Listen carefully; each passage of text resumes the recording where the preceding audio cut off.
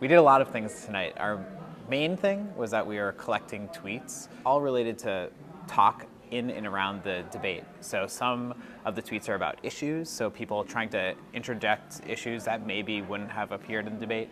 Others are specific responses to things that the candidates are saying.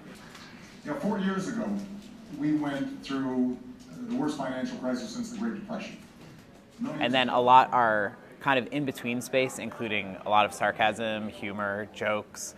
And something we're especially interested in is the kind of emergent language that comes out. So when the candidates make a joke or they stumble or something unexpected happens, people on Twitter will scramble to try to capture that discursive moment. And those are things that are traditionally difficult to observe. If I'm president, I'll double them.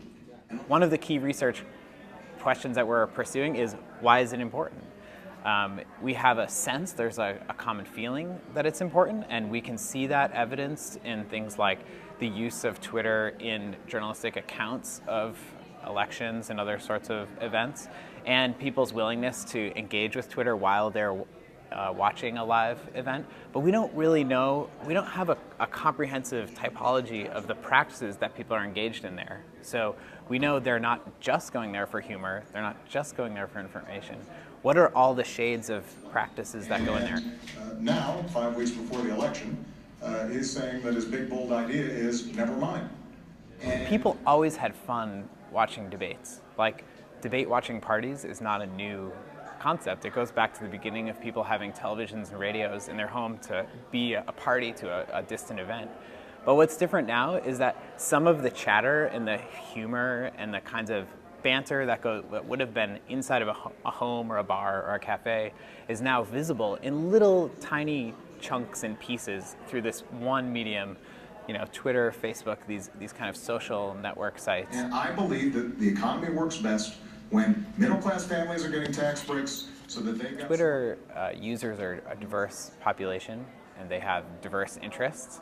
There's only once in a while do they rally en masse on certain topics. And so this tells us a little something about the population of Twitter users, that it seems like many of them commented on this event that was going on. Some may not have even been watching it. They're commenting on the comments of other people that are appearing in their timeline.